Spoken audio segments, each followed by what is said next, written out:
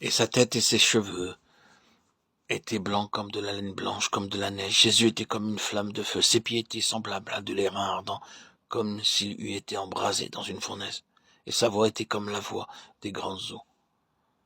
Apocalypse 1, 14, 15. Ses pieds étaient semblables à de l'airain ardent. L'airain dans l'écriture symbolise le jugement. La cuve qui était placée entre la tente et l'autel, ainsi que le serpent fixé sur une perche dans le désert, étaient tous deux entièrement faits en airain. Exode 30, 18 et Nombre 21, 8, 9. Ses pieds étaient semblables à de l'airain brûlant. Cela nous montre que toutes ses œuvres, ses voix et sa marche sont entièrement justes. Ses pieds étaient semblables à de l'airain ardent, comme s'il eût été embrasé dans une fournaise. Quand l'airain est affiné dans une fournaise, il devient étrangement blanc. Combien purs et forts sont les pieds du Seigneur. Tout ce que condamnent ses yeux pénétrants, ses pieds puissants le foulent. Il jugera tout ce que ses yeux reconnaîtront coupable. Ses œuvres sont pures. Tandis qu'il marche de manière si sainte au milieu de ses églises, combien nombreuses sont les choses qu'il devra condamner. Sa voix était comme la voix de grandes eaux. Cette voix est majestueuse et irrésistible.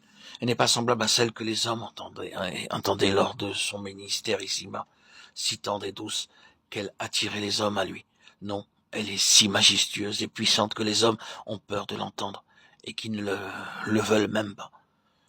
Les fleuves élèvent, ô Éternel, les fleuves élèvent leur voix, les fleuves élèvent leur onde retentissante, plus que la voix des puissantes eaux, des flots impétueux de la mer.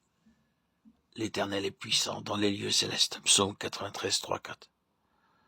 Cela nous montre combien sa voix est forte. Si tu traverses les eaux, je serai avec toi, et les fleuves, ils ne te submergeront point. Si tu marches dans le feu, tu ne te brûleras point, et la flamme ne t'embrasera pas. Ésaïe 43, 2. Cela nous montre combien sa voix est forte. Si tu traverses les eaux, je serai avec toi, et les fleuves, ils ne te submergeront point. Si tu marches dans le feu, tu ne te brûleras point, et la flamme ne t'embrasera pas. Ésaïe 43, 2. Cela nous dépeint la grandeur et la puissance de la voix de Dieu. Et aujourd'hui, cette grande et puissante voix procède de Christ, celui qui est semblable à un fils d'homme.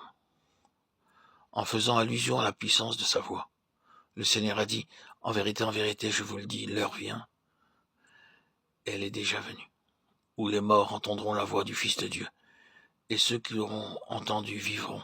Jean 5, 25. Il en fut ainsi pour Lazare, que le Seigneur aimait. Il était mort depuis 4 jours et enseveli. Mais quand le Seigneur s'est écrié avec une voix forte, Lazare sort, alors celui qui était mort est sorti. Jean 11, 17, 43, 44. Combien est puissante la voix du Seigneur.